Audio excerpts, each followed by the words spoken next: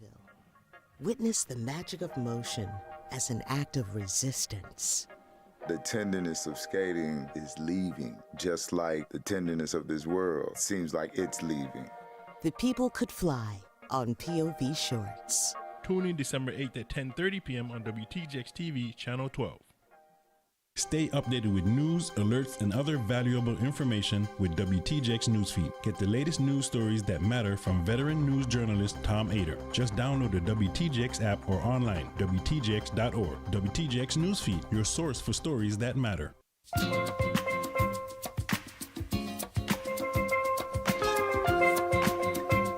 WTJX 93.1 Charlotte Amalia.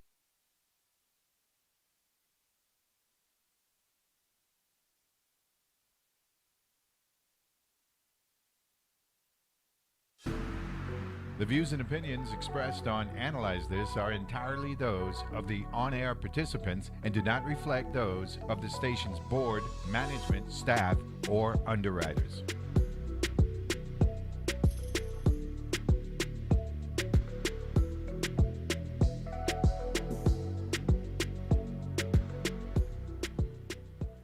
And good Wednesday morning, and welcome to another edition of Analyze This, Hump Day edition, here on your NPR station in the U.S. Virgin Islands, WTJX FM 93.1, with yours truly, Neville James, on a gorgeous day in paradise.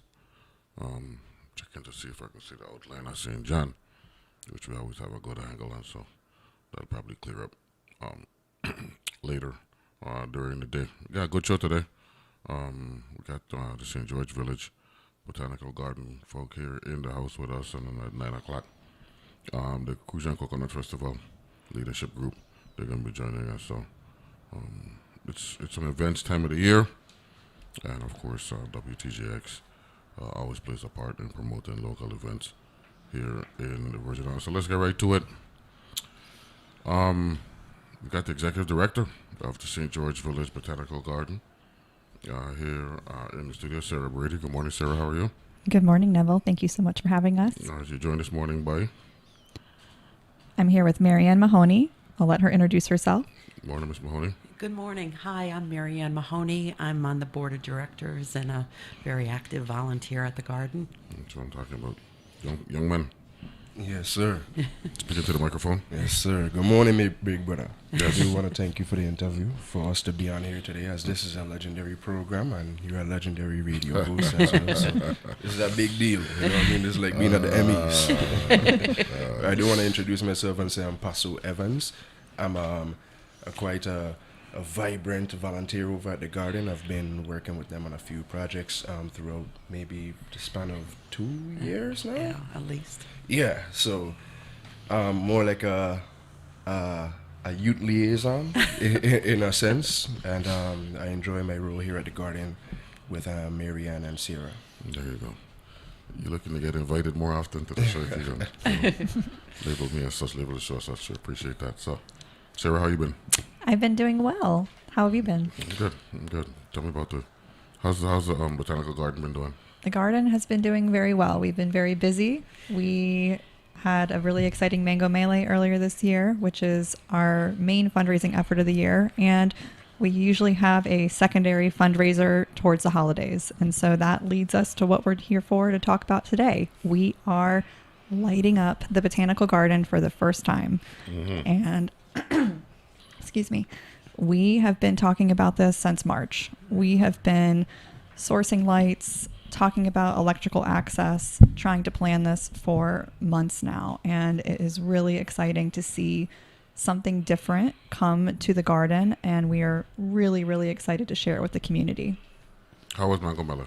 Mango Melee was wonderful. It was fantastic. We had probably 5,000 people come through the garden, and it is a really vibrant, beautiful day on St. Croix. And this coming July 12th, 2026 will be the 30th annual Mango Melee. So that will be a big one for us at the garden, which we're excited about too.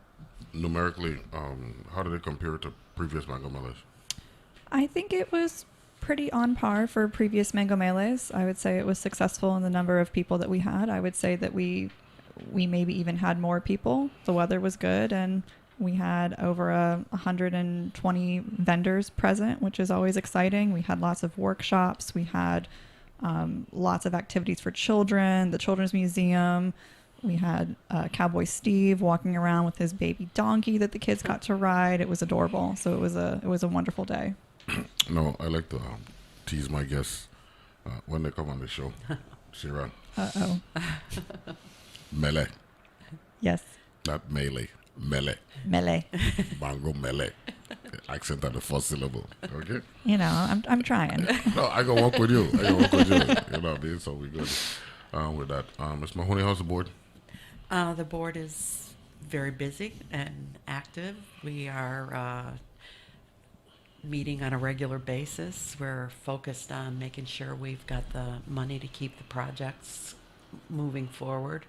We've been really blessed with grant money that's come in. A lot of work behind those grants, but we've got some good grants that have come in over the past year.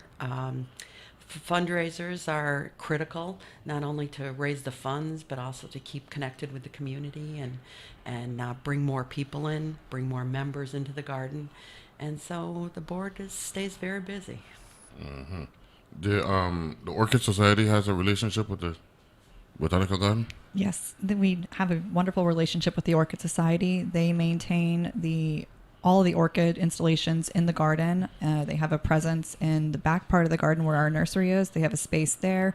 They host orchid sales usually when we have nursery sales, although our nursery is open every Saturday now of the month. So instead of being the first Saturday of the month, now it's every single Saturday, which is wonderful. And usually the Orchid Society is only doing their orchid sales the first Saturday of the month. But they are incredible group of volunteers. They put in countless hours to make the orchid area and installation of the garden really, really shine. Mr. Evans, what drives your interest in wanting to be a part of the existence and the evolution of the St. George Botanical That's Garden? a beautiful question. I like to attribute that more to the...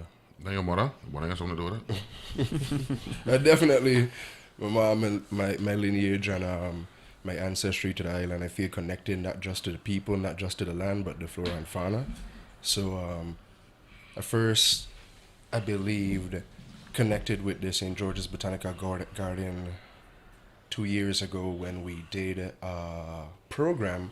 We had all the 5th graders in this district of St. Croix, come on over to the Botanical Gardens, and they spent the day. They learned about the different plants. They learned about how it relates to their culture, how their grandparents used things like the noni bush, and how we use things like weaving coconut husk and all these different stuff. And they were very enamored by it, and me more than them. And I decided that this couldn't be a one-time thing. So whenever Sarah or Marianne reach out to me, I jump up at the notion to revitalize the youth and let them understand that these ain't just bush you're seeing on the side of the road. These ain't just pretty flowers, that these things have meaning, and that you can and should be a steward to your land. That's what I'm talking about. Sarah, the purpose of the Botanical Garden, people know it, as, a location where they could go to when they want to take photos, receptions and all that stuff, but there's a deeper meaning for its existence. There is a much deeper meaning, and I'm really glad that you bring that up, because I feel like for a long time we have been seen as a tourist destination, and it's wonderful. We have a wonderful relationship with Island Networks, which is the tour operator for the cruise ships. We have a lot of tourists come through the garden, but I think that you hit the nail on the head. We really do have a deeper meaning than just being a pretty place where you can come and take photos. We are really working towards education, the conservation, the preservation of plants, especially plants in the Eastern Caribbean.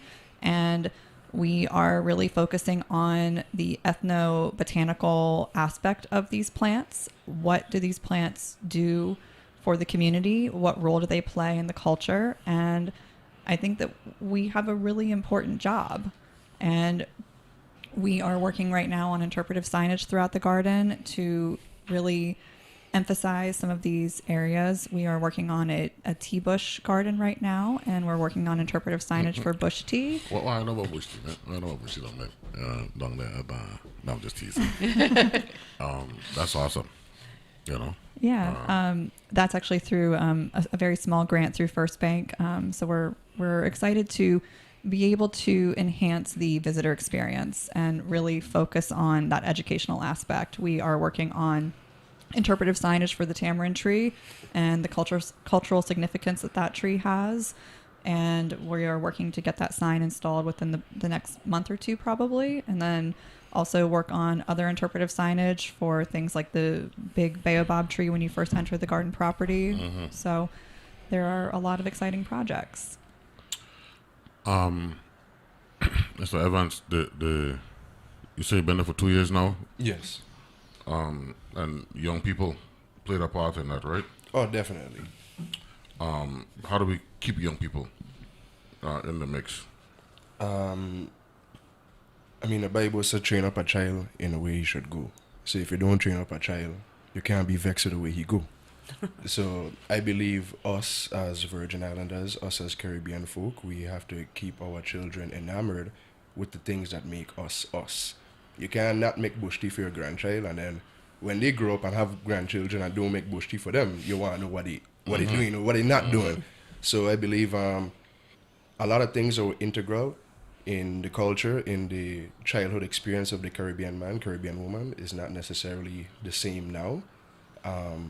So I believe we have to get them excited about the things that they see. Because when they go other places, they go to Indonesia, they go to South America, they go to Europe, and they see these pretty flowers and they see these pretty trees, they're more concerned with them versus here because they just see it as bush. They can't pick out a vervine if you pay them. You know what I mean? They can't pick out the baobab if you pay them. They just see it as a big tree, and they don't understand the importance of it, not just to the people who crossed over, but to the people who are already here. Mm-hmm. So I believe if you poke that little interest in their brain, it may not be now, it may be 10 years from now, 15 years from now, 20 years from now. They may have reason to learn more, to teach others more. Because I remember going on the trips with Olassie Davis. I remember going on the trips with Dr. Letitia Henry. I remember going out in the bush with them, and I was like, man, it's too early in the morning for this here. But as I get older, I understand the importance of it. So sometimes things don't stick. There's things that you're going to teach the youth that they may forget, or somebody may have to reteach them. But the important thing is you show them, and you show them well. Ms. Mahoney, the board is responsible for providing guidance for Sarah to carry out its mandate. How do you do that in this environment? The Botanical Garden isn't a collecting money every day entity, so it has to be. There's a lot of finesse, and then you don't want to get away from what you want it to really represent by making it overly commercial. So there's a balancing act there. How do you go about doing that? It definitely is something that we have to struggle with on a regular basis. We are blessed that we have cruise ships that come in. That brings in some revenue on a regular basis. We're a very popular stop, mainly because we have they've combined the stop to the Botanical Garden along with the stop to the Diageo. Captain Morgan. Yeah, so they get to see two parts of the island. But we are constantly struggling with how to keep the educational component of our garden and reaching out to the community. And that's basically through grant funding. We connected with PASO because we got a grant that allowed us to reach out to all of the public schools. And so every sixth grader that currently is in school probably knows PASO because they walk through the garden with PASO. And we were able to fund that through a grant, which brought our connection with him and brought our connection with many teachers who now are still part of our community. So it's grants are integral to our funding and that's really important. Events like what we're planning for this weekend and for next weekend and basically all of December are completely critical. It's bringing new people into the garden. They pay an admission. They get to see a great place. They get to, we're increasing our signage so that they can just stroll through the garden and learn about the space on their own. But it is always a balancing act. I think you're very wise to see that, and it's these fundraising efforts that keep us going. So the event for Friday, this inaugural event? This will be the inaugural event, yes. Friday from 6 to 10 p.m. Tickets are available on Eventbrite. We are looking to have a cocktail walk through the Garden of Lights, and it should be a very bright, festive time. We're going to have quadrille dancers, the Widea quadrille dancers performing. We'll have steel pan. We will have local food from Alba's in Frederickstead. We're going to have a silent auction. And as Marianne said, this is going to be a vital fundraising night for the garden. And I think that... You said it goes back to March. Talk about the concept, the concept and the planning to get us to here, to where we are now, where the event happens in a couple of days. Sure. So I think it was probably last October or November when we were like, man, it'd be really cool to light up the garden. We should do this. And we were like, what are we thinking about? We can't do that. We can't pull this together in a couple months. This is a much bigger scope to deal with. To kind of piggyback on what Marianne just said, we have so many moving projects and moving pieces at the Botanical Garden that the board is involved in, that I'm involved in managing as the executive director. And that forward momentum of the garden is always, I think, the goal. Keep these projects moving in the right direction, keep the funding coming in, keep the educational components going, and volunteers like Paso, like Marianne, are the lifeblood of the garden. Outside of myself, there is only one other full-time staff member at the garden. We have a 16.5 acre property to maintain and a ton of things going on. So it was impossible for us to conceptualize this and execute it last year when we had this idea. So after our holiday ended last December, it was this past spring that Marianne and I really sat down and said, okay, what do we love about the holiday season on St. Croix and at the garden? How can we make this a community event and a fundraising effort for the garden? And I think that is the beauty of this event, is that sometimes it's either one or the other. Sometimes it is a true fundraiser, and sometimes it is really just a community event and you're not really worried about the fundraiser aspect of it. And this, I really think, blends those two ideals, where we will have this opening night cocktail walk, which tickets are $75 a person. Food is included in that, and this wonderful, opening night kind of first showing of this beautiful display of lights, and a silent auction. So it will be a vital fundraiser. And then we will be open for 15 nights until January 4th, where general admission will be accepted. So $10 for adults, $5 for kids 5 to 12, and then children under 5 are free. So we started this idea. We started sourcing lights, shipping costs. We went to a conference in June in Denver, and Marianne and I literally rolled a suitcase out of the conference where we purchased lights from one of the vendors that was there on display. So it's been a lot. We're talking with the leadership and the help of the St. George Village Botanical Garden. They got the Garden of Holiday Lights. Have an event happening on Friday, 6 to 10 p.m. There's a cocktail walk involved, as well as a silent auction. Tickets are available on Eventbrite. We'll get more details with that. We'll take a break. We'll be back right after this.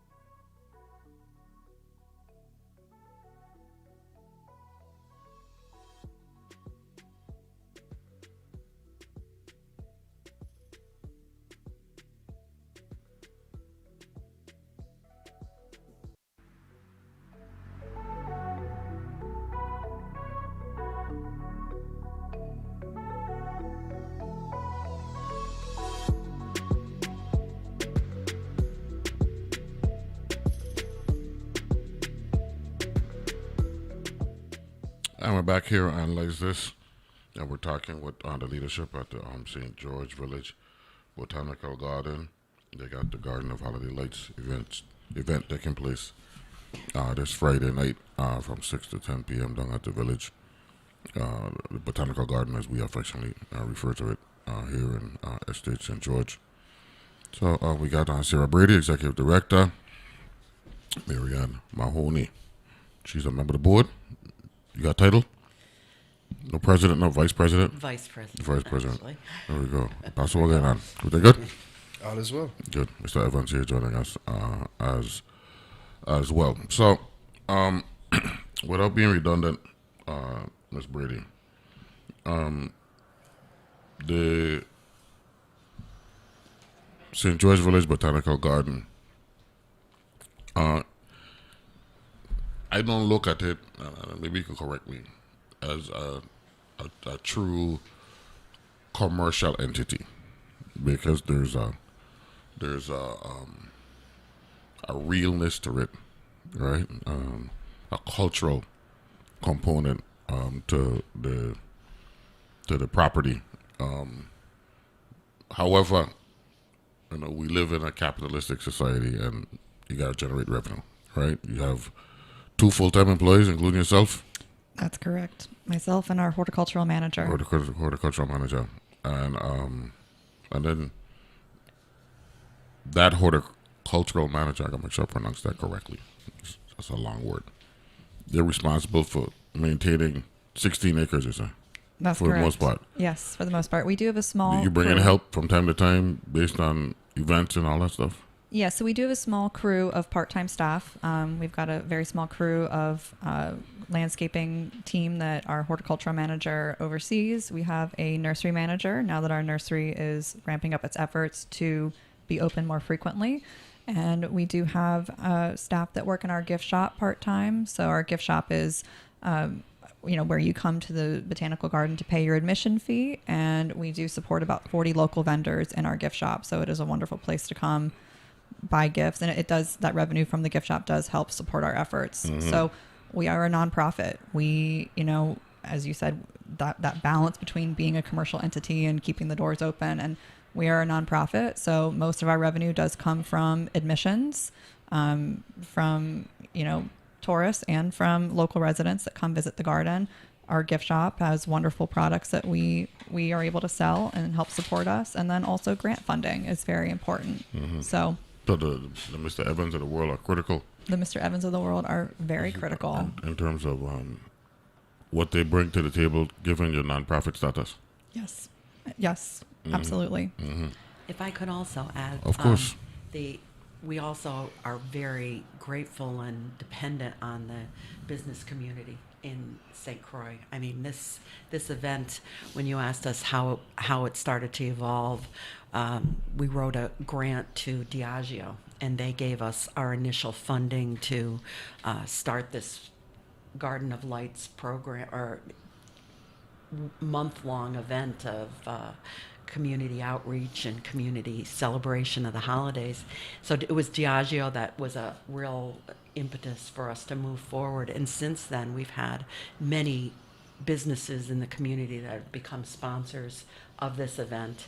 And they've done that for every event that we've had. For Mango Melee, we have business sponsors. And without them, I think we really have to recognize some of the businesses that have stepped up and understand how important it is for us to continue to provide for the community and to keep the garden open and active, and they've been big supporters of us. So Evans, we live in a social media world. We do. And I don't know what kind of social media you are associated with it, if you are at all. But we can't ignore how social media has just taken off over the better part of the last 20 years, right? So are we using that? Young people in particular are being targeted because of your love of computers, the technological evolution that has taken place. We got the TikToks, Facebooks, the list goes on and on. You using that? If you're in the social media game. Firstly, Wendell? I do want to say it sounds like you're privy. You know what I mean? It sounds like you I know don't a few know. TikTok dances. You ask me. I'm asking. You know what I'm saying? I'm just, But you have to start in the real world first. You have to start in the physical first. And of course, you could branch out and diversify into the social media. But before you put on the lights and cameras to show everybody what you're doing, you have to make sure you're actually doing tangible work. So you're not necessarily pretending for a virtual audience. And I think the Guardian does an exceptional job at that. They focus on what's happening in the tangible. And the Guardian does a great job on social media, on TikTok, on Facebook. And without the help of myself, you know, you would think it's some young person out there. But no, it's the leadership of the St. George's Village Botanical Garden that you see all these great videos.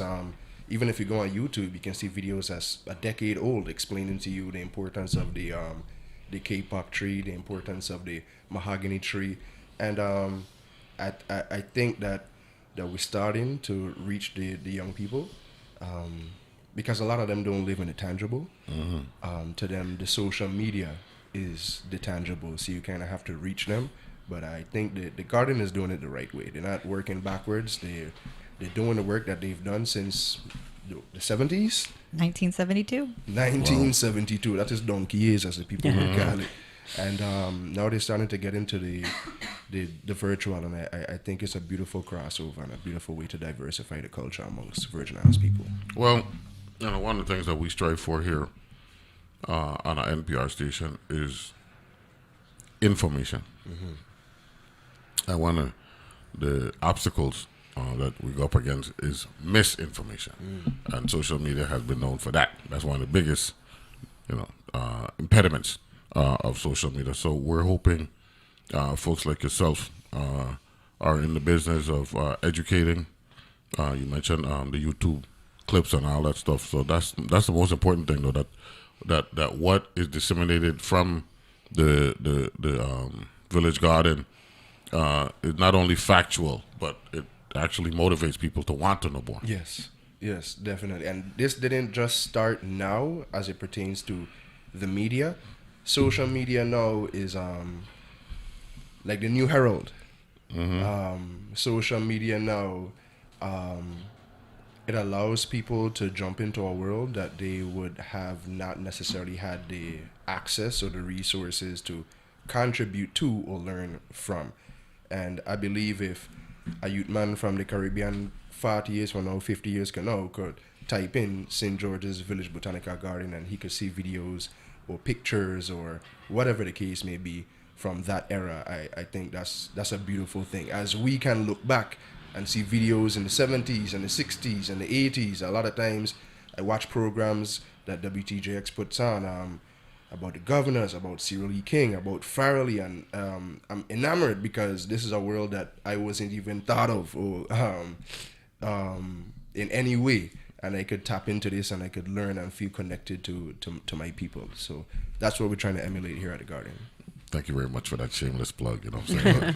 WTJX, we appreciate that. No, it's not a shameless plug. It's a genuine plug, and we appreciate that.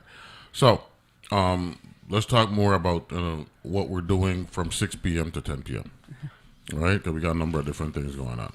We do indeed. We are going to have a silent auction that will be open for a portion of the evening starting at 6 o'clock. We've got about 50 different auction items that have all been donated locally, from hotel stays at the Buccaneer and Tamarind Reef to scuba experiences, restaurant experiences, Cowboy Steve, kayaking, all sorts of wonderful things that people have generously donated throughout the community. So that will be a main portion of the event. We will have Abby Massacott, who has performed Steel Pan at the Garden for a number of events, and he will be performing. We, thanks to another grant, have recently refurbished the deck to our historic manager's house building. So when you walk into the Bodine Visitor Center of the Garden, the courtyard that has our fountain in it, there is now a beautiful deck that is a second floor deck on that beautiful structure. So for the first time, we're going to be having a holiday event where we have Steel Pan playing overlooking the courtyard, which we're very excited about. Okay.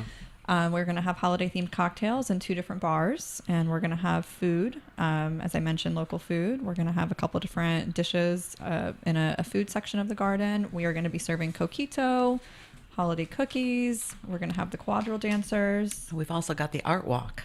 We have an art walk. That's a great point. We have an art walk, and this is another way, as Paso has mentioned, for us to engage with the youth of the community. We have reached out to public schools and a couple private schools, and we are going to be doing an art display. We've got 4x4 pieces of plywood that we delivered to schools that wanted to participate, and we provided them with paint and asked the children and the art teachers at that school to give us their rendition of a Caribbean Crucian Christmas. We also asked if they could feature an inkberry tree, which historically has been the Crucian Christmas tree, and really trying to play on that cultural aspect of it, because there's probably children at the schools that have never even heard of an inkberry tree, and we have them growing on the garden property. So we have, I think, 7 different schools that have participated, and when you first come into the Bodine where you park, there is a beautiful display of these boards where there's going to be lights around them.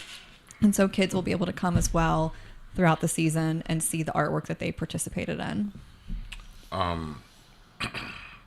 The audience gets to see the final product, but the planning aspect of it and the logistics to make that happen. Speak a little bit about that. The logistics are a matrix that is keeping me up at night most nights, but I absolutely love it. I am so excited to see all the hard work come into fruition and to see all these puzzle pieces come together. We've talked a lot about our opening night cocktail walk, which is this coming Friday. We are, as I mentioned, going to be open for 15 nights throughout the season. Every Friday, Saturday, and Sunday until January 4th, we will be open. We are going to have 2 main event nights. The first main event night is this coming Friday for the adult-only cocktail walk, which has been really made possible through our generous Diageo sponsorship, which we're very grateful for. But next Friday, December 12th, we're going to be we're calling it a kids night. You don't have to be a child to attend. You don't have to have kids to attend, but we are going to have Santa present, and a lot of kids are very excited about that. So Santa will be present, and Alda Andrews, who is a wonderful volunteer at the garden. She's volunteered her time many, many years to do free photographs of Santa with families. So she'll be there on Friday the 12th, and we'll be taking free photos. So Santa will be present, and we are also really excited to have 5 different choirs perform throughout that evening. So that's what night? Friday, December 12th. The 12th, okay. So we'll have the Holy Cross Youth Choir, St. Croix Reformed Church, St. Mary Catholic Choir, Southgate Baptist, and then actually it's not a choir, but the Good Hope Country Day School Band will be performing holiday music. So they will all be performing on that same beautiful second floor balcony on the historic manager's house. So that will be on Friday, December 12th. No, I ain't in the business of telling you how to run your business, right? However, one of the problems that we have during the season is that there are so many events, right? And as a result, it looks like it's competition or trying to take away from what might be a main event, right? And I'm talking about the boat parade, right? The boat parade, I believe, is next week, Saturday. Not this Saturday coming, the Saturday after.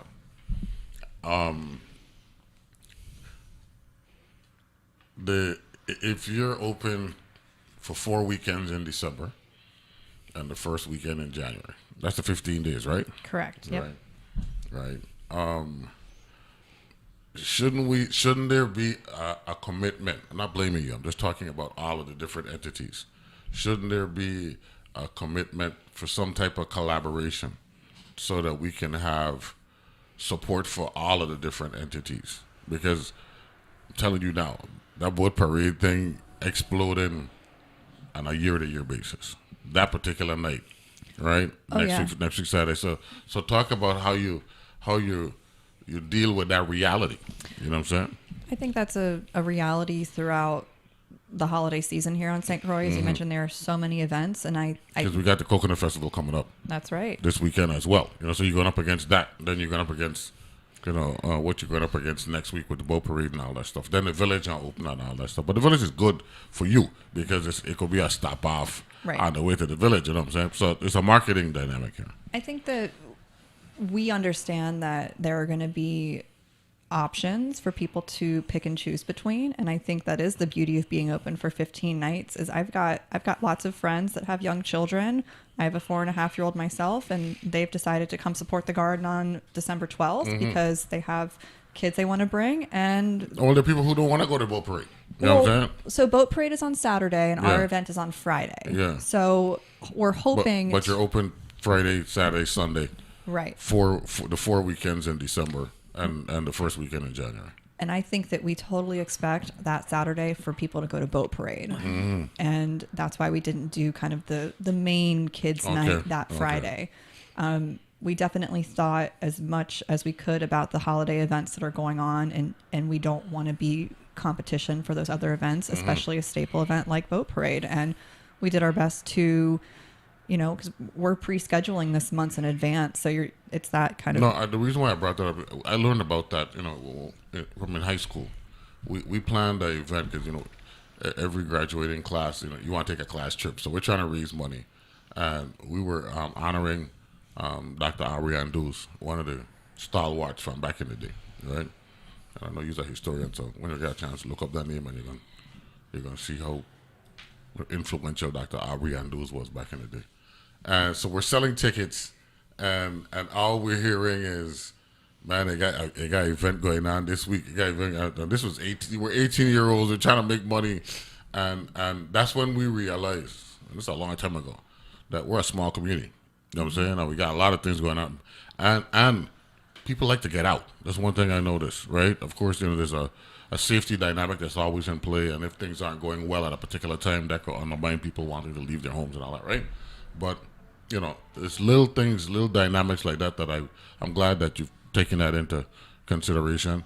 And so the 12th will not be what you would call a highlight night within the 15 nights. The 12th is a highlight night. Not the 13th. I'm sorry, correct. The 13th for the boat parade. So that's good. So we're good with that. We'll take a break. Come on back and speak more about details and go over the event schedule for the big event Friday night, the holiday walk, right? Garden of Holiday Lights and the cocktail walk, right? This weekend. Be back right after this.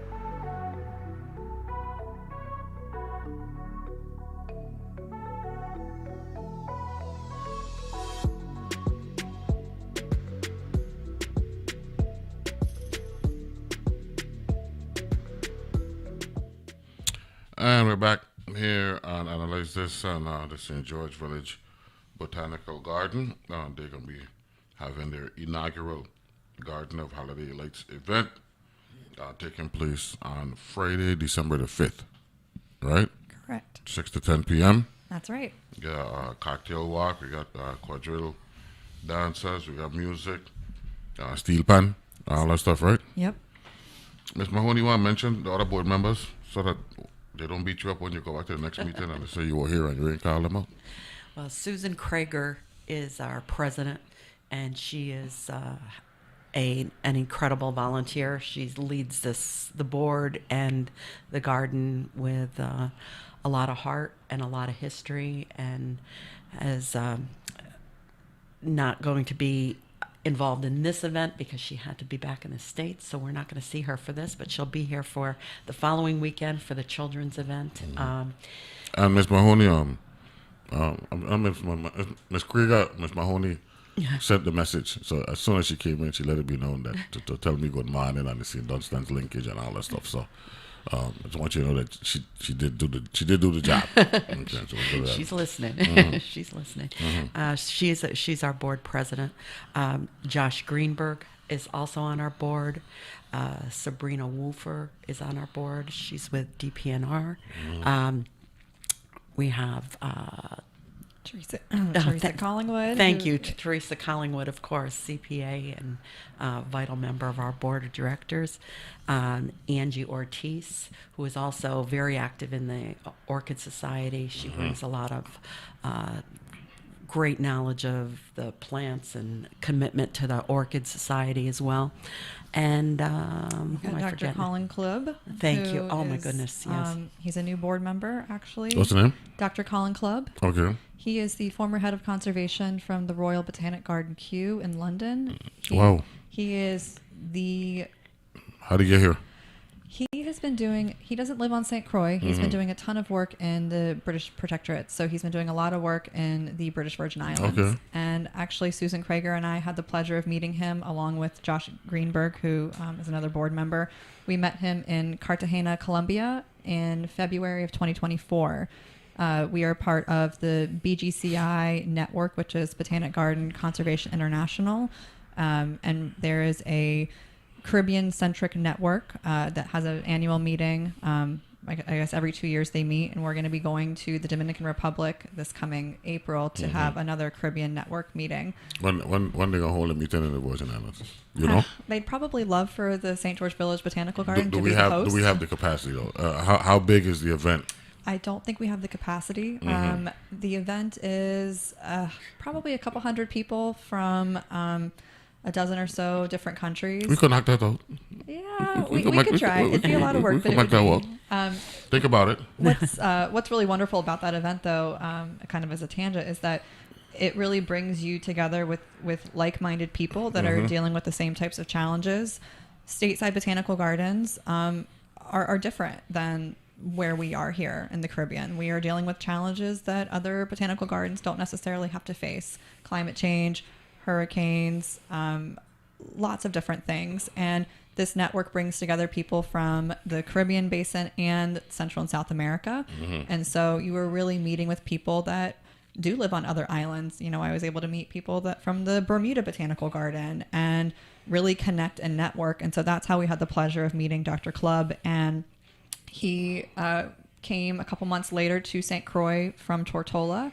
He'd been doing a lot of research there, and he spoke at our annual meeting in April of 2024. And then this past April 2025, he decided to become a board member. And he, along with our horticultural manager, this past year, were able to identify 150 species at the garden that did not have signage.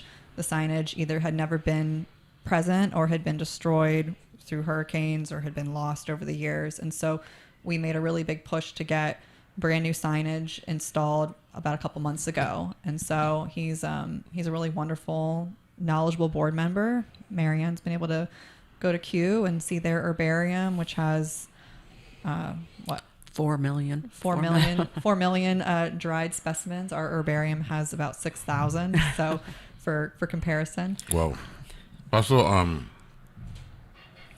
you interested in educating the audience, not just the young people, the audience in the different plant them and thing that we got here that allows for us to be competitive. Oh, of course, but first you have to educate yourself so you can educate. So you're learning along the way? Of course. I learned a lot from Miss Brady. I learned a lot from Miss Mahoney and the other folks I have met at the garden. That annual meeting that Miss Brady just spoke of, I was there, and he imparted a lot of knowledge, not just about the Caribbean, but worldwide as well. When you live the majority of your life in a certain climate, in a certain environment, you kind of take it for granted and understand, like, hey, I got to show the kids, like, when you go to America, you go to these other places, you ain't going to be able to go to your grandmother's yard and get a Julie mango. You know what I mean? And there's a very good reason for that. But you could get this, and you can get that. And when you see the light in their eyes when they relate, and Van Benjamin spoke a lot about this, relating. It's easier to learn things that way when I feel like I could connect to it. When I show the kids the Noni bush, and they could say, I don't know what the name of that plant is, but I remember seeing it in my grandmother's yard. It creates a connectivity, and you never know what they might be. It might be the next major culinary chef, Michelin star. They might be the next botanist. They might be the next nutritionist, and it's very beautiful to see. And I believe that they could surpass anything that we've done here within the Virgin Islands. Even if you go back into the history books, when Christopher Columbus first came here to Salt River, off the rip, the mangonel was in effect. They put the mangonel on the tip of the spear, and a woman at Salt River, she launched it and knocked one of his man them and made sure that you feel it. So that's just to show the historical significance of the plants that we see around us. Even learning something as simple or what people may see as rudimentary as the tantan. It's not just bush in your grandmother's yard just to cut down. Well, of course, you got to cut down the tantan. You understand? But you need to understand how these things got here, what belongs here, and how we can maintain what needs to stay. That's what we're talking about. When the Orchid Society comes here, I enjoy throwing plants and all that stuff, names and all that stuff. You know, here, like for instance, there's certain plants that just thrive here. You know what I'm saying? I'm talking to Alassi about it. I know Lassie is a gem, man. We need to build him a statue, do something. Lassie is the man. No, Lassie really, the incomparable Alassi Davis, right?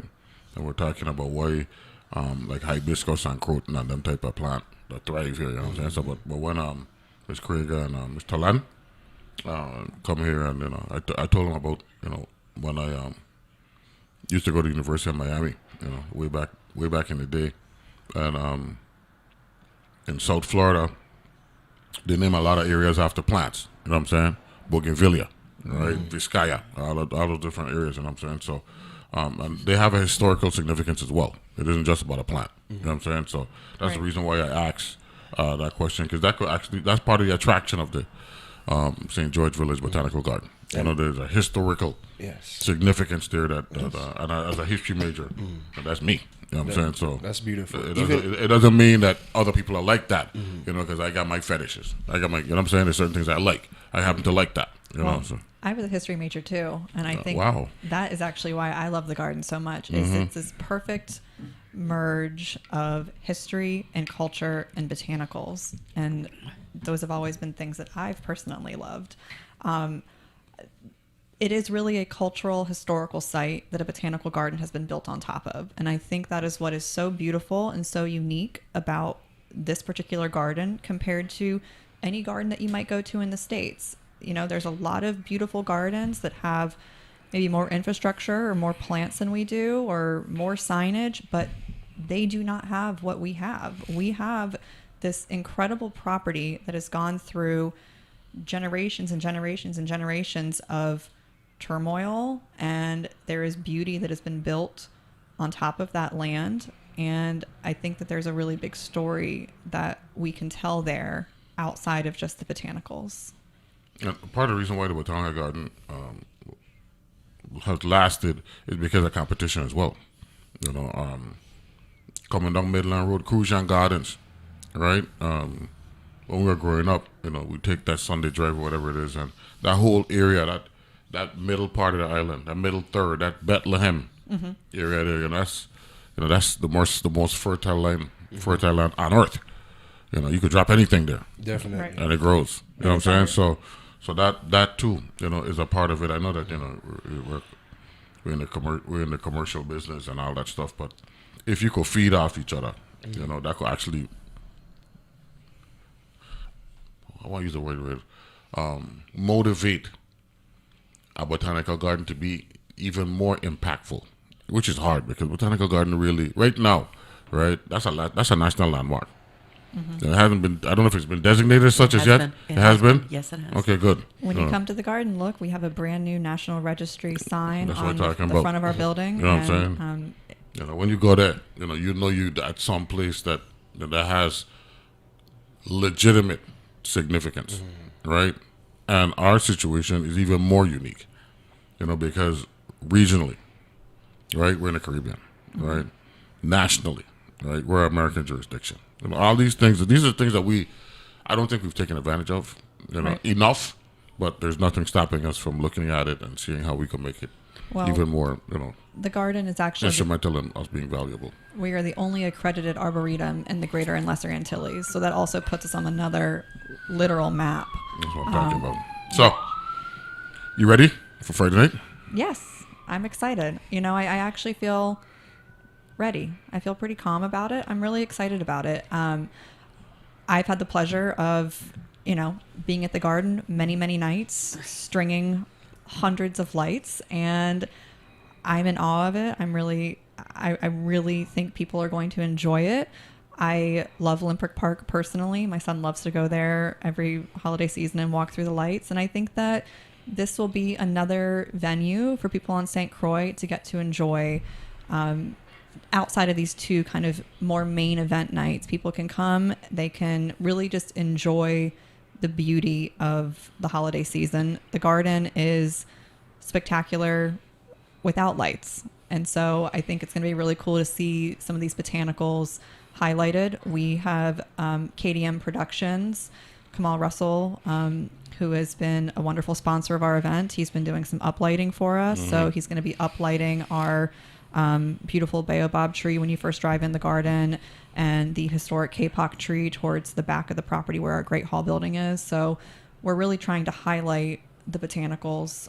We've got some uplighting on our beautiful cannonball tree and our sausage tree, which is really funky and fun to look at. So it should be really nice. So all roads lead into Estate St. George's Friday night. They've got the inaugural Garden of Holiday Lights event, which will include a cocktail walk, got quadrille dancers, food, silent auction, right? And of course, just being at the location, is an honor. You know what I'm saying? So we are glad that we could promote that. Mr. Evans, any closing remarks you want to make in this appearance here on this legendary show that you talked about? Legendary show with some legendary people on a legendary platform. I must say, I do hope you represented yourself well this morning, young man. give thanks. For the record. Give thanks. I come from a lineage, and Yes. I have no choice. You got but breed. to. You got breed. Oh, that is it. You better show it. But on a serious note, it is the holiday season. St. Croix does have the best holidays in the world. I'm 26 years old, so I haven't been able to travel to every country, but I'm pretty sure when I'm done, I'll still be saying that St. Croix has the best Christmas in the world. I do want everybody to stay healthy. You got to make it to Juvie and Adult Parade, so make sure you drink a guava berry, make sure you drink a carambola. Sorrel season, so make sure you steep your sorrel and let's try to make it all the way towards the end and to a happy new year. But that new year has to start right here at the St. George's Botanical Garden. And whether you got kids or not, whether you got nieces, nephews, where you grab a child from one to gut, that's your neighbor, and bring them and tell them you go alone. But the St. George Village Botanical Garden. Again, thank you for the platform. Ms. Mahoney, always good to see you. Thank you very much for having us here today. We really appreciate it. And we thank the board for the work that you do to provide that guidance for the Sarah Bradys of the world to make their job easier. And Sarah, don't be a stranger. Thank you so much. I appreciate it. You got it. So, Friday night, 6 p.m., down at Estate St. George's, the St. George Village Botanical Garden will be hosting the Garden of Holiday Lights, one of two main events, and I'm sure that they'll be brainstorming and looking at other events to be kept at the historic national landmark that is the St. George Village Botanical Garden. Quickly, you do anything around the fair weekend? What's that? Do you do anything around the fair weekend, the agriculture fair weekend? We participate. We do. Yes. You support. We're there. You actually have a booth at the We do. fair. I was wondering about that. We have a nursery plant sale at the Ag Fair. Okay, that's good. So we'll be there this That's coming good. year as well. That's good. And because that's the number one economic event in the Virgin Islands It's an per amazing- capita, it's an right? amazing so event. I want public to know that. So just was curious about that. Good to see you. And good luck on Friday. Have fun. Thank you so much. You got it. We'll take a break. Be back with the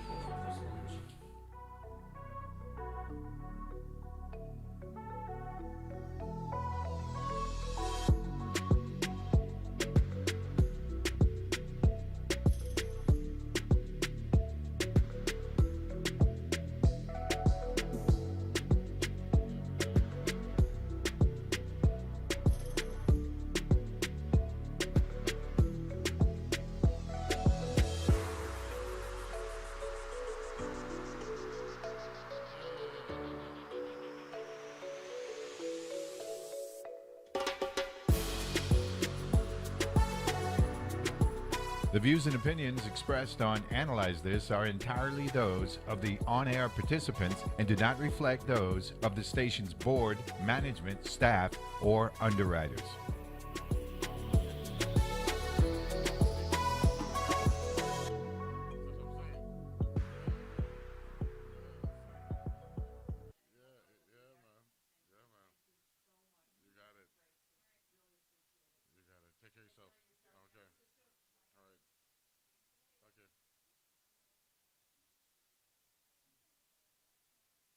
Into the kitchen with local chef to relish the cuisines and culture of our neighbors. Tune in Saturdays at 3:30 p.m. on WTJX TV Channel 12. Good morning. This is meteorologist Russ Murley with your WTJX local forecast. This is Wednesday, the 3rd day of December. It'll be a partly sunny sky with spotty showers, upper 80s this afternoon, easterly winds at 10 to 15. Isolated showers, upper 70s tonight. Partly sunny with isolated showers, upper 80s tomorrow. There's still a slight chance of showers Thursday night, 78 to 82. Partly sunny, isolated showers, upper 80s to near 90 on Friday. Rip current risk expected to remain moderate at area beaches the next several days, so take care if you're headed in the surf zone. Coming up, examine the untold story of Africans who seized the Amistad and fought for freedom on Ghosts of Amistad tonight at 8 on WTJX TV Channel 12.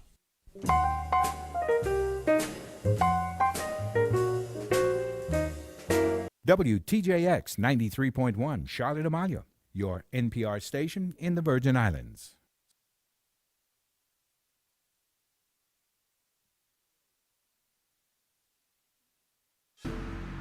The views and opinions expressed on Analyze This are entirely those of the on-air participants and do not reflect those of the station's board, management, staff, or underwriters.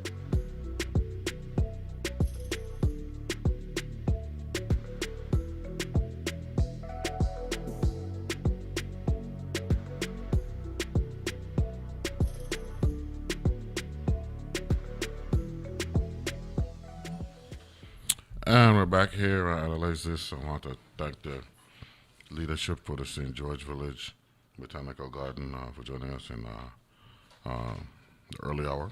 And they've got their inaugural Garden of Holiday Lights event coming up on Friday from 6 p.m. to 10 p.m. So we're going to transition from one event to the next. The Crucian Coconut Festival, the 9th annual festival, is going to be taking place this weekend down at the Bethlehem Factory? Yes.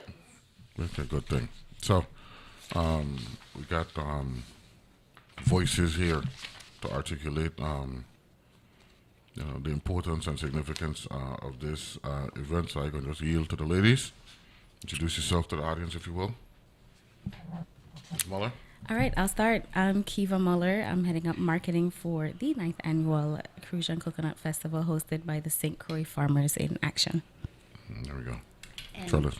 my name is Tralice Bracy. Pull the microphone up so you can be more comfortable and all that. Yeah, go ahead. Great. My name's Tralice Bracy, and I'm connected with St. Croix Farmers in Action, and I'm leading the educational and children's activities outreach. The Queen. I'm Karen, Lady McIntosh-Bruce, and I'm the director for the Coconut Festival. Okay. So, Ms. Muller, good morning once again. Good to see you. Good morning. Nice to see you as well. So, you're this media mogul, this marketing mogul now, you know what I'm saying? You know what? So, Speak it into existence. I love that. so talk about the festival committee reaching out to you and wanting someone of your caliber to articulate the significance of the event and all that good stuff.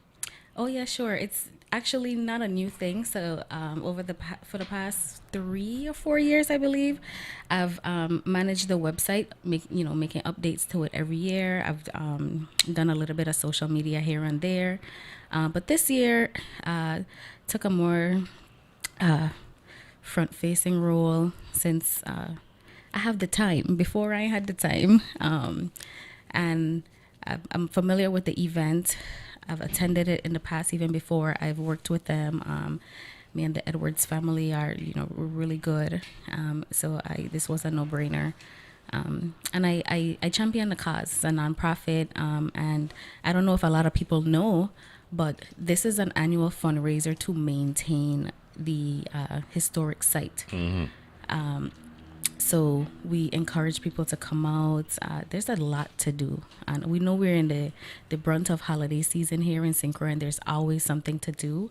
But, this is, it's getting its traction. It's in the 9th year, and we have some great activities, entertainment, lots to see and do. But I'll let Tralice and Karen talk about, that type of stuff. But I'm really happy to support the cause and be here. Madam Director, how long have you been associated with the Coconut Festival? Oh, I just started this year. This your Probably first about June. This your first go around? This is my first go around.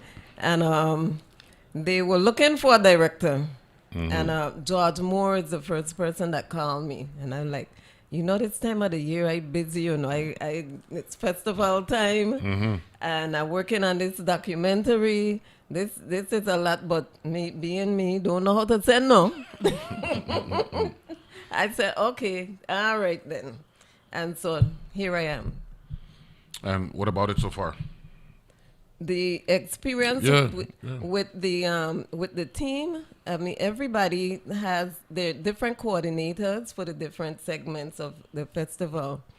And everyone has an important job to do. I want to say thank you to all of them. But it really helped me because I didn't have to do much directing. I just fill in the spots and get everybody together. But it's a nice unit that works together.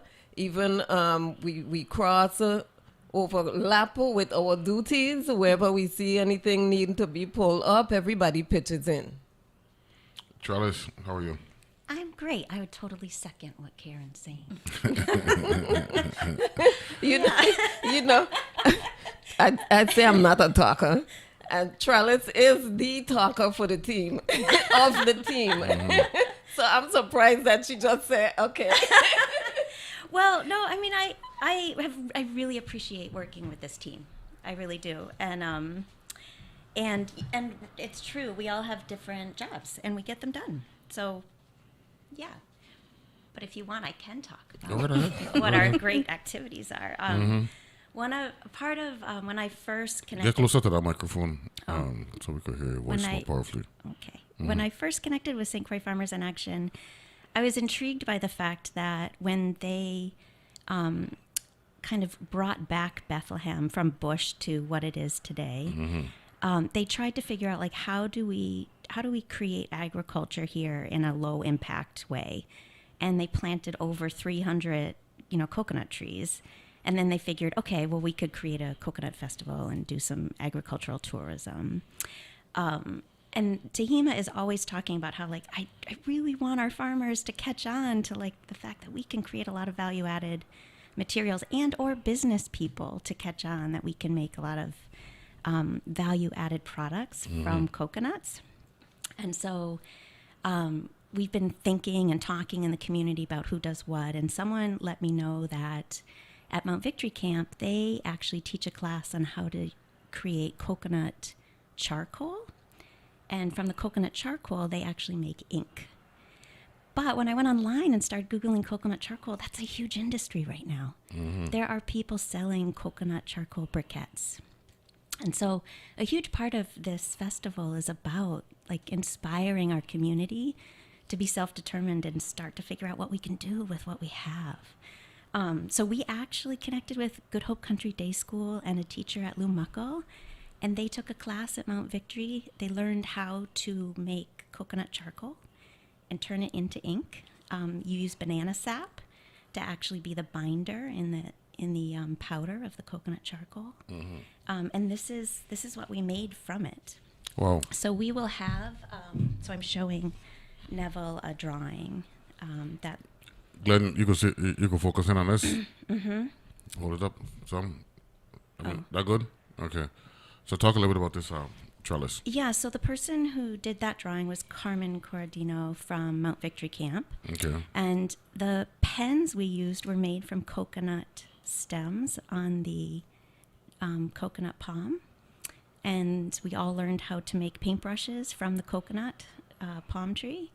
And we will have an exhibit set up. There'll be 4 teachers from Good Hope Country Day School alternating every few hours, and an art teacher from Lumako showing people how to make their own coconut ink. So this is all natural we're dealing with here now. All natural. So we don't need plastic stuff. Right. And here's another coconut also that was done. I can't remember who. I want to made cut that Tralice off for just a second. Yeah. That's a good spot, Glenn. We didn't get to say exactly when, where, time, all of that stuff. So we got plenty of that. Good. Yeah. So we're good with that. Yeah, but they will be doing this particular activity from 11 to 5. Okay. On Sunday. On Sunday, yeah. Okay. This year it's one day only. It's a one-day event in 2025? Yes. Before it was 2 days, with the Friday night being the reception, but this year the Saturday night is the reception and the Sunday is festival the festival. Festival day. Yes. Yeah, talk a little louder there. Or get a little closer to the microphone. I also want to mention that, a lot of the viewers are on Facebook. If you go on our Facebook page, there's a whole post about this coconut charcoal ink. So you can see what the process looks like. It's like a photo timeline of what the process is like.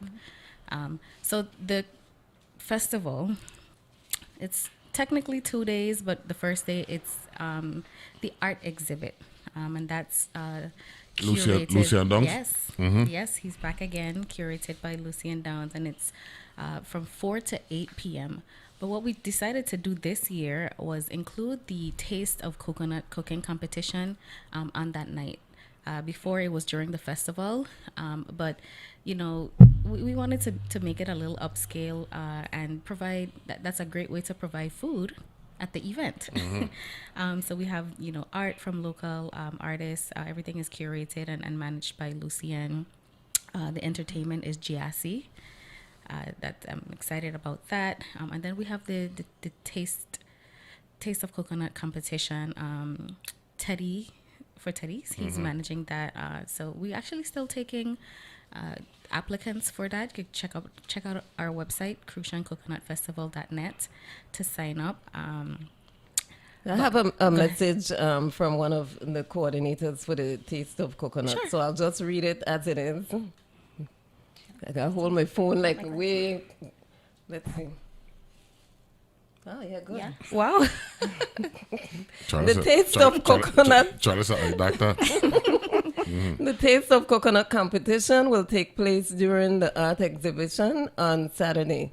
Exhibit guests will not only view beautiful art, they will indulge in tasting beautiful art as well. We are seeking local chefs from hotels, restaurants, family, and friends who love cooking at home also to join us by entering a coconut-based appetizer, beverage, or dessert for a chance to win one of our fabulous first or second place prizes. Judging will be based on presentation, taste, and creativity. They may either drop off their dish or beverage to be served or personally serve it to the guest at the exhibit for an opportunity to promote themselves and their brand. We are so excited to showcase the talent and creativity of our culinary artists here on island. So I want to add that the Filipino community is going to be present for this taste of coconut. Okay. Yes, one of them called me. She said she has 8 dishes, coconut-inspired dishes. Wow. Yes, they use coconut a lot in their dishes in the Philippines. In the Philippines, okay. And the different villages have a different staple, the different meals. Mm-hmm. Yeah, that's awesome. Yeah. That's awesome. Now, the event typically is was a Friday reception and a Saturday Sunday Yes. deal. This year it's a Saturday reception and a Sunday deal. Yes. Okay, good. Okay, good. Just want to make that clear for the public so they're looking for something Friday night, which is good because we just had on the St. George Village Botanical Garden and they got event Friday night. And one of the things I was talking to them about is a lot of events are taking place and I don't really think it's in our best interest that we're competing. You know what I mean? It's going to happen, right? Yeah. But if we could avoid competing and supporting all the events and making all of them successful, that's the best case scenario for me. You know, I can't tell people when to hold the events and all that stuff, but knowing, like we got Boat Paris the following week and all that stuff. You know, all these different things are happening over the next 6 weeks. You know, when you're talking from Thanksgiving until 3 Kings Day. Yeah. There's nothing but events every weekend, you know what I'm saying? So I'm glad to see that's how it's going to be. How is the Bethlehem factory right now? How's it making out? You know, we had our 50th anniversary event there in 2022. And I'm still stunned at turnout and all that stuff. On my graffiti street alum. See, that's what I'm talking about. You know what I'm saying? I didn't even know that. That's cool. You know what I'm saying? But I that historical site, is you can't, the superlatives, you can't really use them because there's so many.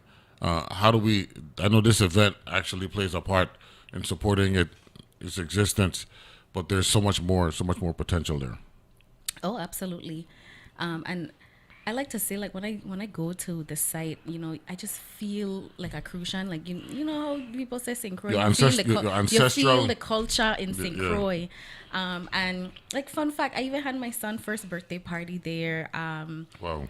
And I love to go to events there. One, it's secure. It's really big. And there's a feel good emotion about it. And the facility is for rent.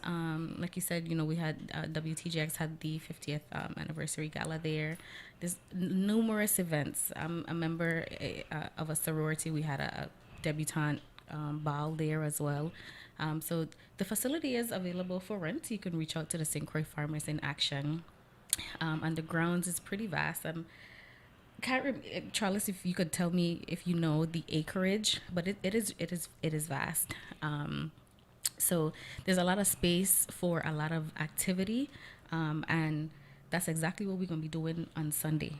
If you visit our website, cruciancoconutfestival.net/event.schedule, you can see everything that we're doing. Tralice is going to run it down, and I just have to thank her so much because this is a lot of coordination. There's a lot of other nonprofit organizations that participate. We even have the St. Croix Children's Museum that's going to be there. Earl Childs, he's a clone for St. Croix and he has a puppeteer show. So I think it's a good family event. There's going to be food, vendors. You could, see the art. The art exhibit is also open on the Sunday as well. A lot of entertainment. I'm always excited about Guardians of Culture. And it's so interesting because I'll date myself. I'm only 32, but I went to Ricardo Richards, so I saw them physically practicing at school. But then after a while, it's like you only see Mokojumbis at the parade, and then now in the last couple of years, they're at everything, and I love it. I love the youth that are involved, and now a lot of like the young children, they want to be Mokojumbis, and I just love that. So there's opportunities to see them and a whole lot of other things, hair demonstrations as well. So it's a fun-filled family event. I'll let Tralice if there's any other things here that you want to highlight for what's going to be going on Sunday. Sure. We have a lot of really interesting educational outreach. So for people who are new to the island, we're actually going to have, an example of how to open a coconut. And we have the use of coconuts in soil compost. And Luca Gasperi will be talking about, how to make an extraordinary compost of soil and how you can add coconut and the benefits of that. He's from Art Farm. Farm, yeah. So we're connecting with other farmers as well for this event. Yes, and Big Man Sealy, he's going to talk about the different kind of coconut trees, and you can ask him questions at that event as well. And Ramon Reed from Cultures Naturals Body Care will have a presentation about using coconut in her beauty products. So she'll have an educational outreach for that. We will have a person, Ayla Silverly, doing basket weaving demonstrations. And Edmund Futeau will also be there with his lathe, helping people learn how to use the lathe and using coconut shells to create kitchen products. And what else do we? I hear the music. Yeah. So we've got so much going on. Before you get to the music, did you mention Paul Larson? I wanted you to mention Paul Larson. Okay, so we'll take a break and come back and that's talk the about music that. I was talking about. And then there's music. There's a question I want to ask you based on a conversation I had with Olassie Davis with respect to the Bethlehem Sugar Factory. So we'll take a break. Okay. And be back right after this.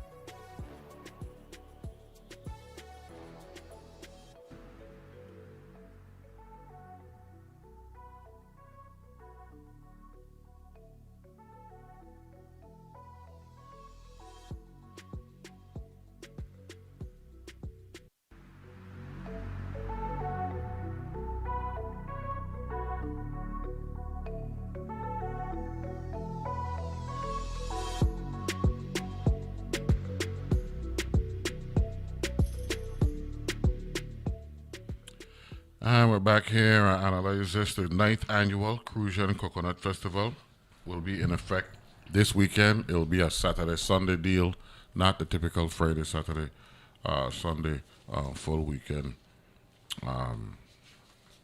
regalia that we know it to be. You know what I'm saying? And sometimes when you compact or truncate, whichever word is applicable, sometimes the quality will get better. You know what I mean? You ain't stretching it out. Yeah. You know what I'm saying? So I'm confident that that's going to be the deal. Joining me here in the studio this morning, we got a media mogul, Keva Muller. You know what I'm saying? We got Miss outreach specialist, Tralice. You know what I'm saying? Joining us here in the studio. And the voice, the queen, out of the West. Lagrange? West side. Lagrange, the one and only Lady Miss McIntosh. She actually is the director for you committed for this year or for this year and beyond to be the director for the festival, or you want to be You're putting her on the spot, or do you want to be political and said to be determined? To be determined. You can't ask me when I got a lot of work to do. No. Then I can't think about after. You're already committed, and the event is going to happen for 2025. And you know what? And that's why I asked you the question, because you said they asked you this year, so I didn't know if you had a contract or something like that. You know what I'm saying? That's why I asked that question. Yeah, they asked me for this year. I'm figuring that they're thinking that I'm on for the long haul, but that's good for them. That's to be determined. You know what? It's like when you're in labor, you're having a baby, you got through labor, and your husband want to know when you're gonna get the next one. So you're also a comedian in addition to being a realist. Californian? It's all intertwined. And a mother. That's But what you know what I will say? When she sees all those kids and adults in the jelly scoop contest, when we're going to have that actually at from 3 to 4, she'll want to come back next year. Sunday afternoon, 3 to 4. Oh yeah, the kids love that. They love it, and the adults do too. You know, it's fun. So once we get through the day, she'll be back. How long you been associated with the festival, Tralice? I've been involved for 2 years. 2 years now. And three. And listening to you, you know, you would think that you've been there from the beginning. How emotionally involved and committed you are to it. That's a compliment. I know. You know what I'm saying? Thanks. So I want to commend you for that. And I could see you get excited about the potential for the festival. Well, I'm always impressed when community take charge of a space. And Bethlehem is such a prime example of that. It's truly grassroots, and so much has happened there in that amount of time. But I'm glad you went there, right? Because I had Olassie Davis on. I know we got some other things that we want to talk about, and we can get to that.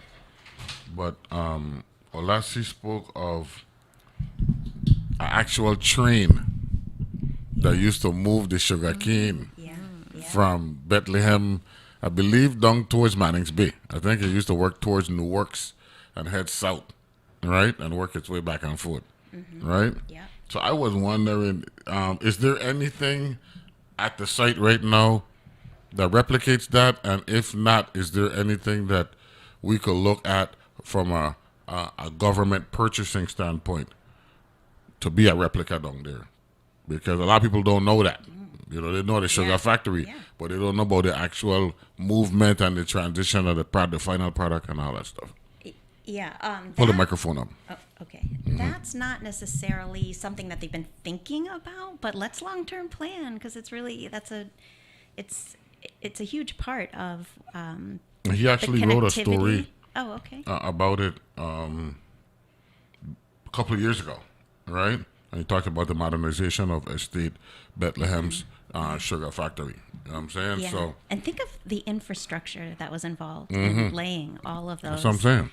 And the location of it now, we actually have a residential neighborhood Yeah, in between where the Bethlehem Sugar Factory is and where the train travels to. Are you thinking public transportation and historic You know, preservation? I was once I was that. once an elected official. You know what I'm saying? I love that creativity. The brain continues to function in that way. You know what I'm saying? So there's things that we can do. Yeah, there's so many things. And I'm just trying to I'm going to give provide value.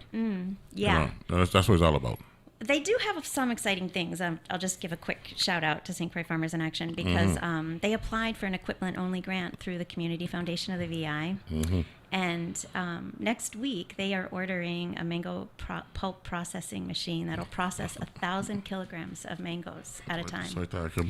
And at the same time, they managed to get a community development block grant, which will provide a space for them to store mangoes, receive mangoes. So their vision is realizing. It's exciting. So, but I feel like your dream and all those dreams, if we just keep getting people involved. Like I told Miss Brady, who was on before, and you're Bracy, right? I know, we're so close. Brady, one Sarah, Sarah was on before. You know, I'm a history major. You know what I'm saying? So this type of thing, you know what I mean? I can't help myself. I see that. And not something more coming up. I love that. That's one of the reasons I listen. But it's interesting because maybe it was maybe 1 or 2 years ago, somebody was around an island. I don't remember exactly where, but they found the train tracks and they were like, St. Croix had a train, and then there's like a bunch of older folks like, y'all don't know, and they were giving us like a little history lesson. So that's something to really consider. I'd have lived to be there. You know what I mean? I don't even remember where that person was, you know but what I'm saying? That's awesome. Now, there's something else I want to tell you, right? Okay. And you mentioned Tahima, right? Yeah. Right. When you see again, right? Tell me. I'm sure he's listening. He's actually, if I could say it, they're downstairs trying to game. You're trying to game? Yeah. Well, I just got a text. Glenn, if you could get one of them man to get Tahima to come up. And you know what? Since he's coming up, I'm gonna hold it. I'm gonna let you know. Okay. Perfect. I just got a text about it. Madam Director, you want to say something?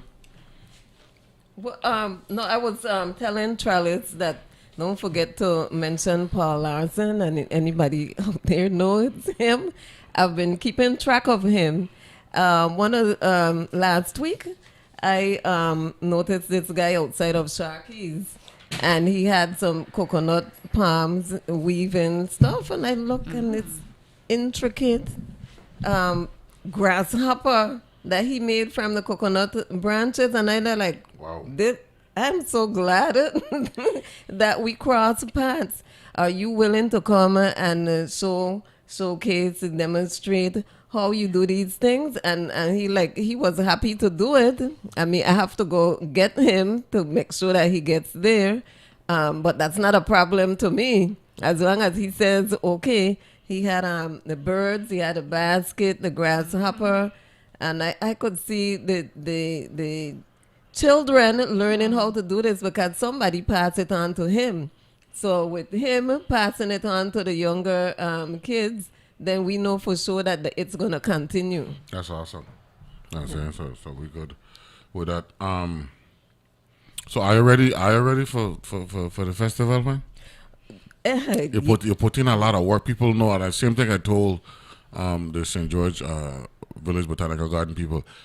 They know of the end product, but they don't know about the hard work and all the logistics that's put in place to get you there. So are you ready for Saturday and Sunday?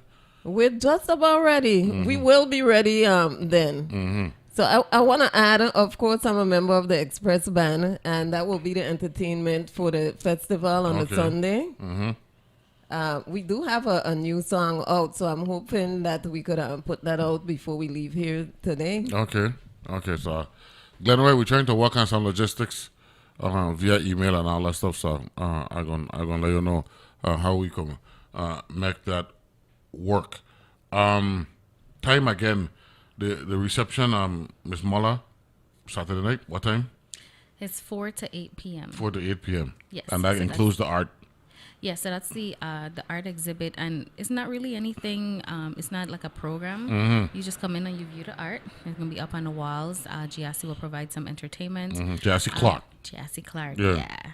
Yeah. And it at the same time it'll have the Taste of Coconut cooking competition. So we'll have judges there, but the food is available to everyone, and you can buy tickets on Eventbrite. You can check out our website, CrucianCoconutFestival.net. There's a link to Eventbrite there. It's also on our Facebook page. The tickets are $50 per person, and if you're coming as a couple, it's $90. So that's the Saturday night, 4 to 8 p.m.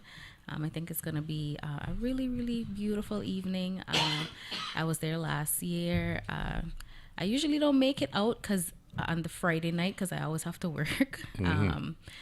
But I was there last year in the capacity of, when I was at Lottery, we sponsored the event. So I attended, and it was amazing. There's also a section for the youth art, because there was a youth art competition as well. So their artwork is going to be on display as well. And the winners for that are going to be announced on Sunday, actually. At noon. So there's art. What's the start time on Sunday? Doors open at 11 a.m. 11 to 6. Yes. Okay. Yes. So I'm not sure if we mentioned that the Taste of Coconut is hosted by Teddy. Oh yeah, I mentioned that earlier. Yeah, she did mention that. I want to repeat. Yeah. He's working. Yeah, his team working feverishly. Yes. They're still taking applicants, but I think what we have, folks are going to be pretty impressed by the food. So that's the Saturday, and then Sunday, like I said, doors open at 11. Actual festival day. So I know we're going to have great weather, but it might be hot, so dress comfortably. Bring the kids out. There's lots to eat, lots to do. And just on a cultural note, I'm passing down traditions. A lot of these demonstrations and workshops, getting the kids involved, I think is important. I remember, in elementary school, we learned basket weaving, we learned all kind of things. I don't know that they're those kind of type of stuff offered in school anymore, but these are events that are catered to that type of, community education around all of our local traditions and stuff like that. I just want to say that that's sponsored by the Virgin Island Council of Arts and National Endowment for the Arts, and so we're grateful for that. Yes. Yeah, Virgin Islands Council on the Arts. Thank you for your sponsorship. And we're going to list off some sponsors, and we're also going to promote them. They're also listed on our website as well. So we thank you. We're still looking for more sponsors. If you're out there and you're listening and you want to sponsor financially or in kind, feel free to reach out to us. But that's what we're going to be doing on the Sunday. It's walkable. There's great parking. There's a lot of land there, so you don't have to worry about that. The cost for Sunday, it's $10 for adults, and then $5 for seniors and children. That's correct, right? 5 and up. Children 5 and up. 5 and under are free. Right. Okay. So 5 to I think 12. Yeah, it's 5 to 12. So under 5 is free. Under 5 is free. Okay. Great. Yeah. Because I have a mini he. That's a mini he. So we'll be out there. Caribbean Dance Company will be performing. Okay. There'll be puppet shows for the children every half an hour. There'll be playhouses made out of coconut fibers. And Miss Lyra and Miss Sabrina will be there too to demonstrate their sugar cookies and the tart demonstrations. Sugar cake. Sugar cake. Sugar cake. I know I'm young. Why you call sugar cake when it's coconut? Right, yeah. It's sweet, that's why. Yeah. Maybe it's my age, but I'm like, this is just coconut. Call it coconut cake, maybe. Right. Okay. And they also will have coconut milk demonstrations by Paul Cousin. We'll have coconut pressed oil by Darlene Richardson Edney and her father, I believe. There's so many things going on. I just want to add or gloat that this is the only festival. You know, we had the tartoises. Coconut, of course, won. Did they really? Don't be surprised. Hands down. Back to back, 2 years. This is the only festival for one of the flavors, which is coconut. We don't have a guava festival. We don't have a pineapple festival. No. Guava berry is not in the mix. We know guava berry is on the top. But that's the rest is fighting. So don't go there. That was a concern with the first start war because it had no guava berry, I believe it. There was little. So people were like, okay, nah, you know what I mean? For those of us who are tart connoisseurs, you know what I'm saying? So there was a question with respect to that. How you got tart war? And I forget which flavor it was. I believe it was guava. I ain't sure, but coconut just hard to beat, man. I mean, the amount of things you could do with coconut. Man. One of my boys cooked for me, right? For me and my mother last week. So I pick up the food, and they got to tart them inside the box. I mean, he really set me up. Wow. Right? Yeah. So I mean, food.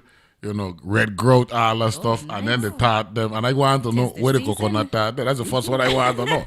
Even though the other fruit them a bit nice, coconut hard to beat, man.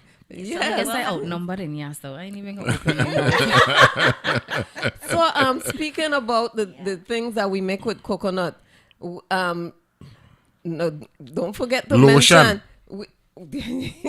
But I talking about libation now. But I'm just talking about the versatility of coconut. Yes. So we have a mixologist, Jamani Johnson. He's going to be present on the Saturday. Oh, yes. And he has a coconut-inspired drink. I don't remember if he had a name for it. Oh, he has a name for it, but we have to look it up. Yeah, so he'll be there on the Saturday. So those of you that prefer your little alcoholic beverage, we're gonna be serving that also. And again, the just coconut water is actually one of the best blenders in the world. Yes. When it comes to if somebody want to put coconut water. They want to put in one. The best blender is coconut water. You know doubt about that. And Tahima and Malcolm will be there opening coconuts all day long. That's so what if you I'm want talking your about. fresh coconut water. Tahima coming on or what? I sent a text message, so we're working on that. Okay, we'll take a break. Come back. Coconut Festival takes place. It starts with the art show and the opening reception and all that good stuff on Saturday, 4 to 8, and then 11 to 6 on Sunday afternoon. Yes. We'll take a break, be back, and Tahima going to join us for the last segment. Be back right after this.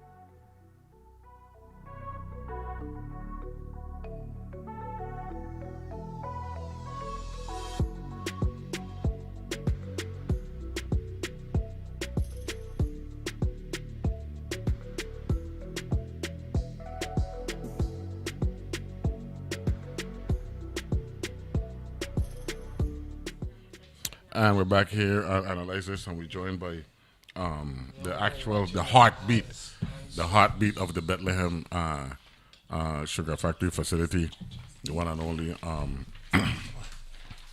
Tahima Edwards. I was going to tease Tralice, right? And when I was going to tease Tralice, Keva had me to know that he dead downstairs coming in the building. So I said, well, I gonna wait until he come in so I could tease Tralice. Tralice, you know, Kali Tahima, right? Scotty. Scotty. Okay. Old school. That's why I don't call him? Percival Scotty Tahima Edwards. You know what I'm saying? So, yes. So from now on, right, I want you to know when you want the cheese that, yo, Scotty, what's up? You know?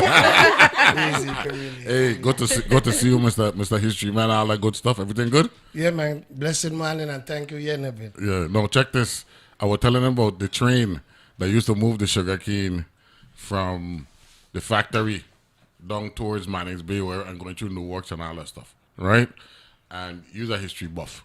Okay, one day I was in Grove at the Bowl and Bread, and you said, you know that 1733 ain't just about the revolution in St. John. It's also the year that we were purchased, right? So all that stuff. So you big on the history and all that stuff. Quickly, tell us what you know, because Olasi wrote this story about the train, the steam train that used to move the sugar cane and all that stuff back in the day. Are you familiar with that? And if you are, I don't want to assume. I know the answer was yes, but assumption is the mother of a lot of bad things, right? So talk a little bit about why that was so important, and if we could do something from a marketing standpoint to continue to not only educate but get the Bethlehem Sugar Factory to another level. Well, when we're speaking about St. Croix, 84 square miles and 1733 with the Danes of 1734 when they start to develop, you got to realize that he had 5 other European countries before, from Spain to England to France to the Dutch to the Knight of Malta. Yeah. And then the Danes came in late. And so when the Danes came in late with a full-blown chattel slavery, it was animal windmill and axes that move around the production. Knowing that by documents I've showed from 1734 in the middle of the oil and the farm belt actually start developing any kind of watershed, Blue Mountain, Mount Eagle. But in that area there, after with the early 1800s, it started where they started having more like locomotive. And it was up to the 20th century, between the 1906 colonial law, that even the Lackman family that had most of the middle of the island, because if you hear these names, Karl Lackman, them they came from Norway, Sweden, and then Scandinavian country, but still Denmark played a key role in all the different plantation with development. And so with the locomotive, you're sure where he had the train till the beginning of the 20th century, before the labor union strike or anything like that in 1916, where they was coming from Bethlehem, even going all the way across by Betty Soap or Peter Rest. Correct.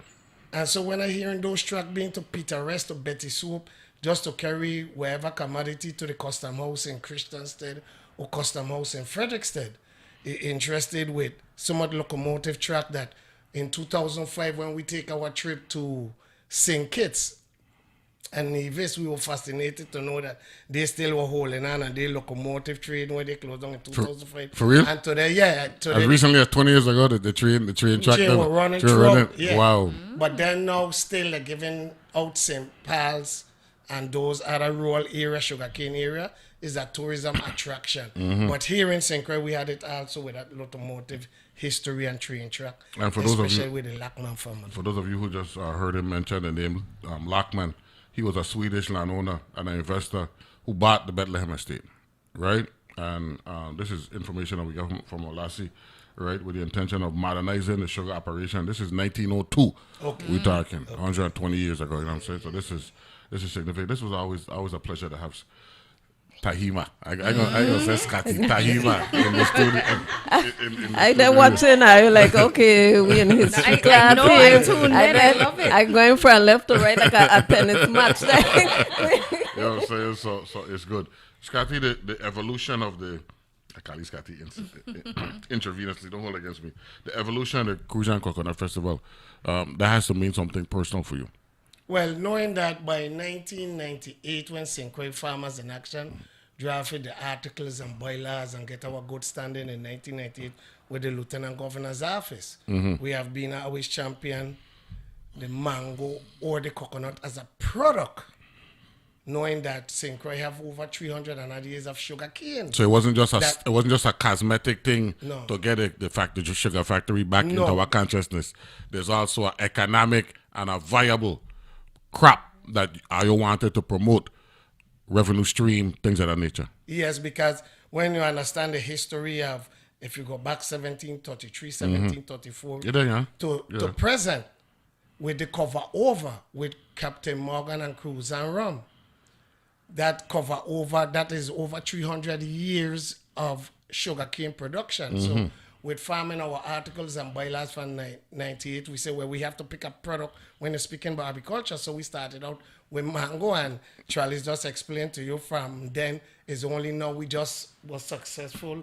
Thank you, Tralice. Again, thank you all for representing. But we just get you with a grant for mango processing pulp. Yeah, man. Because St. Croix have over 200 varieties of mango, but we might like kidney mango, Julie mango, or grafted mango, but you have all these different varieties of mango wasting in people's yard. The pastor was talking about that earlier with the St. George's Village Botanical Garden, the education dynamic. That's something else. I really got the ability to do that. You know what I mean? To actually set up monthly, or quarterly, if anything, educational forums to continue to educate the public. We got Lucien Dungs on the lines. I want to bring him in. Okay. I want to say good morning to him. Good morning, Lucien. How are you? Hey, good morning. Good morning. How are you? Good. Sorry for having you on hold for so long. That's okay. The arts aspect of the Coconut Festival is a centerpiece as well. Looking forward to Friday night. Oh, it's actually Saturday night. Saturday night. I'm sorry, Saturday night. My fault. Saturday night. Yeah, it's in fact I'm down here by the plantation right now, like sweating and getting work from people to come in, because today is receiving the artwork. So I should be posting some stuff on social media about that. And you're curating. You're the curator for this art show, right?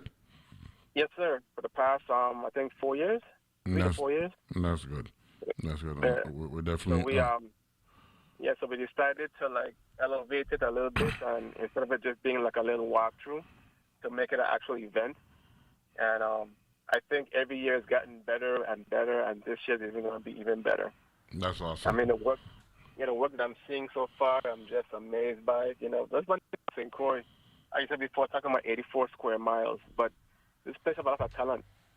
And we even have like people from St. Thomas coming over and showing work as well. So it's going to be an amazing event, and I look forward to seeing our Crucians out and celebrating in mass numbers. That's what I'm talking about. So Saturday night, it starts at what time, Keva? 4 to 8. 4 to 8 on Saturday night, 11 to 6 on Sunday. Yes. And what else happening on Saturday night in addition to the art show? There's a competition? Taste of coconut cooking competition. That's what I'm talking about. So I want to add... Madam Director. I want to add... for the student art, Tralice mentioned the student art competition. So I just want to say thank you to the judges. We had 3 judges. Shalana Brown, the State Director of Curriculum and Instruction.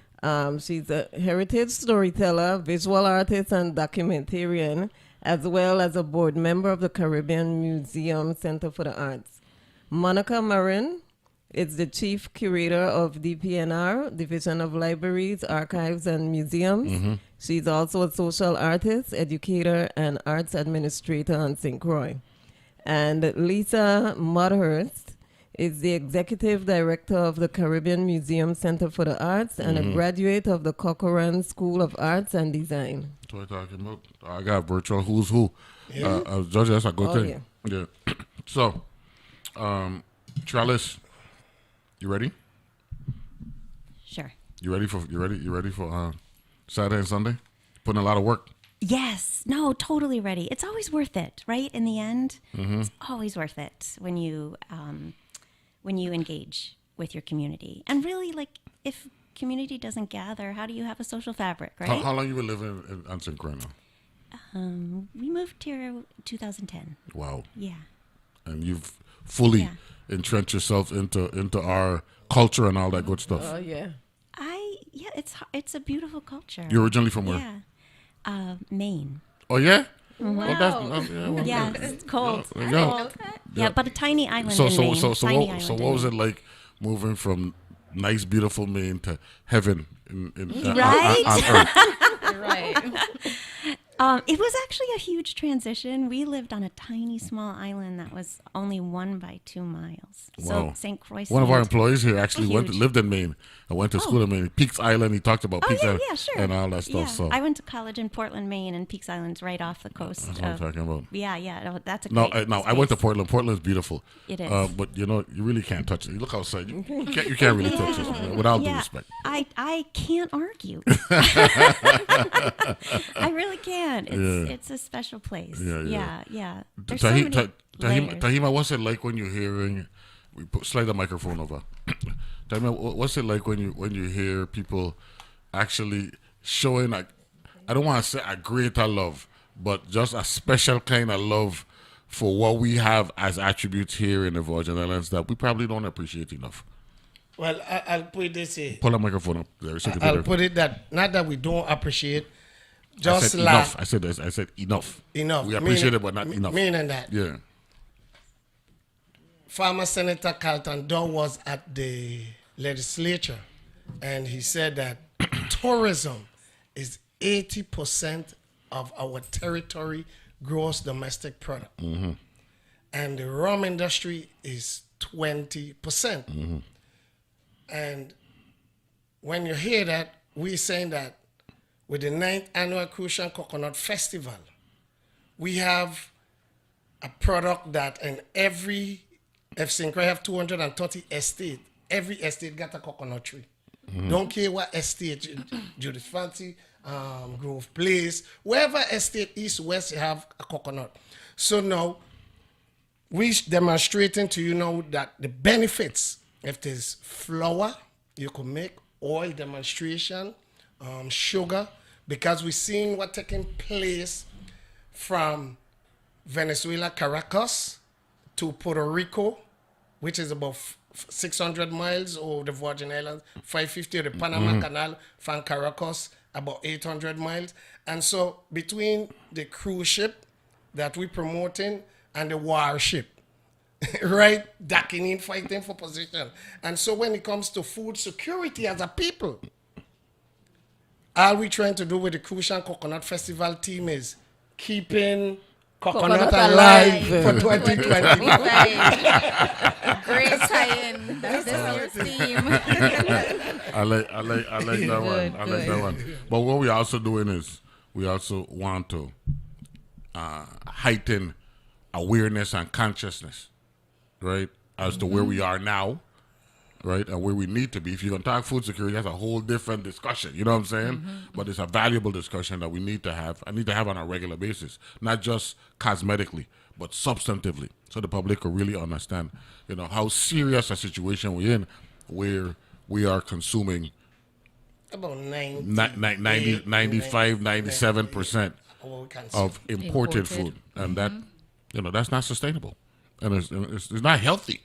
More than anything else, you know what I'm saying? So we need the Coconut Festival not only as an event, but we need it to get into the minds of the people and those of us who live here, how valuable, the products that we produce and our potential, is to us as a people for our existence and our children and our grandchildren going forward. And that's why I got to thank the team from Lady Mark to Tralice to Keva, thank Malcolm, to Edney, Carlo, Malcolm Edwards, Victor Edney, Paulette, Nadia, Darlene, George Moore, Lucian Dunks, Karim Edwards, Teddy Richards, Rafael Llanos, Paul Parija, Vida May Edwards, Michelle Gibbs, Don Luke, Pedro Parija, Melissa Williams, Akila Godens, Big Man Seeley, Miss Lyra Sabrina, and Miss Lyra, what to do with coconut oil. Chef Jamal Miranda, Mhm. we're going to be doing the demonstration. Then we got Mount Victory Camp. We got All Childs. We got Angel Lima, where to climb the coconut tree, them chop the coconut water to flush your kidney and your liver. I mean, so much different individuals in the committee as a team that comes together to make this a reality. And Department of Agriculture, the University of the Virgin Islands, we got a letter for our booklet. Ain't finished yet, but in our booklet and all yet, when I say finished print, this is just a draft here. We got a letter from the governor. Yeah, so everything good. We got a letter from Safia Jad, when University. When the conversation is sweet, the time to run fast. But I'm glad you're getting the last segment, right? And Keva, good job marketing. Thank you come from good stock, so that's expected. I'll allow you. You know what I'm saying? I also Lady wanted to Mac, add before we close out that I think that this is a good opportunity to even just get to the kids about agriculture. Yeah. Call me on Friday. Okay. Okay, I'm gonna text you what time. Okay, I'm gonna let you know what time. Okay, so we can talk a little bit more. Okay, Same thing, Tralice. I'm just going to bounce there because Children's Museum of St. Croix will be there for the children. We'll promote that as well. Perfect. And everything that they're doing is based on coconuts and play. And the entertainment, J.R.C. Clark and Express Band is on the Sunday. Of the station's board, management, staff, or underwriters.